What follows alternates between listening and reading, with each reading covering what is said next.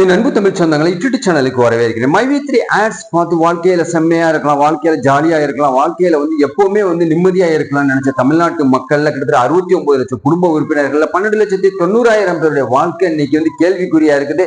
EOW அதிகாரிகள் என்ன சொல்றாங்க, மைவி3யோட MD சக்தி ஆனந்தனுடைய ஸ்டேட்டஸ் என்ன அப்படின்னு சொல்லிட்டு நியூ அப்டேட்டா அதோட ஃபைனலா முடிச்சிடலாமா அப்படின்னு சொல்லிட்டு கூட நான் நினைச்சுக்கிட்டு இருக்கிறேன். நிறைய பேர் ஆப்போசிட்டாவும் போட்டுக்கிட்டு இருக்கீங்க, பாசிட்டிவாவும் போட்டுக்கிட்டு இருக்கீங்க. சோ ஒண்ணு மட்டும் உண்மையா ஒரு விஷயத்தை அந்த வீடியோல நான் சொல்ல காத்திருக்கேன். நண்பர்கள் எல்லாருக்கும் மன வருத்தமா இருந்தாலும் சரி, வேதனையா இருந்தாலும் சரி, உண்மைதானே, உண்மை என்னைக்கும் அழியாது, மாற்றம் ஒன்றே மாறாதது அப்படிங்கக்கூடிய அடிப்படையில் இந்த வீடியோ போட்டு இந்த வீடியோ ஸ்கிப் பண்ணாம பாருங்க. வீடியோ பிடிச்சிருந்தா லைக் பண்ணுங்க, கமெண்ட் பண்ணுங்க, ஷேர் பண்ணுங்க. புதிய நண்பர்கள் யாரும் சப்ஸ்கிரைப் பண்ணி யூடியூப் சேனலுடைய நெருங்கிய சொந்தங்களா எடுங்க. பக்கத்துல இருக்க பெல் பட்டன் கிளிக் பண்ணிக்கோங்க.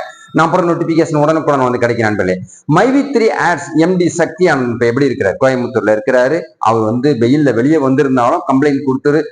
அவர் மிகப்பெரிய ஒரு இன்னலுக்கு ஆளாவினாரு. இப்ப தினசரி கையெழுத்து போட்டுக்கிட்டு இருக்கிறாரு.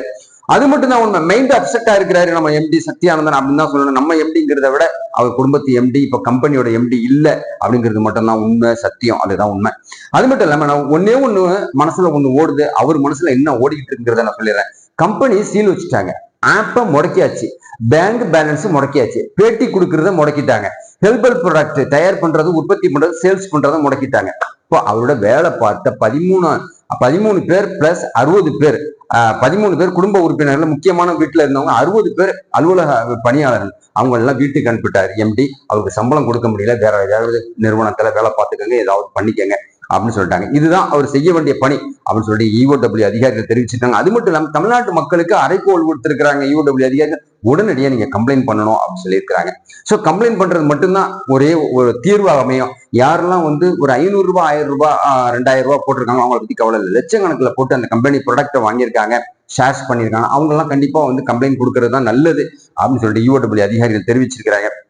ஸோ 12,90,000 பேர் இப்ப கரண்ட் மெம்பர்ஸ் நான் இழந்துடுவோம். கடவுளே, இது ஒண்ணுதான் அவருடைய வேதனையா இருக்கு அப்படின்னு சொல்லிட்டு அவங்க குடும்ப நண்பர்கள் தெரிவிச்சிருக்கிற அடிப்படையில் ஐ டோன்ட் நோ ஐடியா அப்படின்னு சொல்லிட்டு தான் அப்ப நான் சொல்ல முடியும். எல்லாம் அவன் செயல் அப்படிங்கிறது மட்டும்தான் உண்மை. அதாவது வந்தார வாழ வைக்கும் தமிழ்நாட்டுல அவருக்கு இப்படி ஒரு நிலைமை வந்திருக்கு. தமிழ்நாட்டுக்காரரா இருந்தாலும் இப்படி ஒரு சோதனைக்கு உள்ளாக்கப்பட்டிருக்காரு. ஒண்ணு நண்பர்களே, இந்த மைவி3 மாதிரி ஒரு 4 கம்பெனி தமிழ்நாட்டுல சுத்திக்கிட்டு இருக்கு அப்படிங்கிறத வருத்தத்தோட தெரிவிச்சுக்கிறேன். எச்சரிக்கையா இருங்க. எந்த நேரமும் எந்த பிரச்சனையை ஃபேஸ் பண்றதுக்கும் தயாராயிருங்க. சோ அவங்க சொல்றாங்க, இவங்க சொல்றாங்க, நமக்கு அது கிடைக்கும், இது கிடைக்கும்னு சொல்லிட்டு நம்பி மறுபடியும் நீங்க ஏமாந்துட வேணாம் அப்படின்னு சொல்லிட்டு நான் அன்போட உங்களை நான் கேட்டுக்கிறேன். மைவி3 மாதிரி 3 கம்பெனி 4 கம்பெனி தமிழ்நாட்டுல இருக்குன்னு அப்படின்னு சொல்லியிருக்காங்க. ஒரு கம்பெனி எனக்கு பேர் தெரியும். சோ அதெல்லாம் கரண்ட்ல போயிட்டு இருக்கு, ரன்னிங்ல போயிட்டு இருக்கு. நிறைய மீட்டிங் போடுறாங்க, நிறைய ஆள் சேர்க்கிறாங்க, நிறைய ப்ராடக்டை விற்கிறாங்க.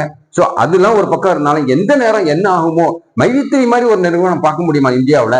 அவங்களே இப்ப கவுந்து கிடக்கும் போது இப்ப வர நிறுவனங்கள்லாம் என்ன ஆகுமோ அப்படின்னு சொல்லிட்டு நிறைய பிரச்சனைகள் வந்துகிட்டு இருக்கிற அடிப்படையில ஒன்னே ஒரு விஷயத்தை நான் சொல்லிடுறேன். வரக்கூடிய 2026 தேர்தல் காலத்துல முன்னிறுத்த போகக்கூடிய அமைச்சர் பெருமக்கள்கிட்ட இப்ப அவர் பேசிக்கிட்டு இருக்கிறதாவும், கம்பெனி திறக்க போறதாவும் அவரு சொல்லிட்டு இருக்கிறாங்க. ஆனா டிடி சேனல் என்ன சொல்லுதுன்னா, கம்பெனி மூடுனது தான்.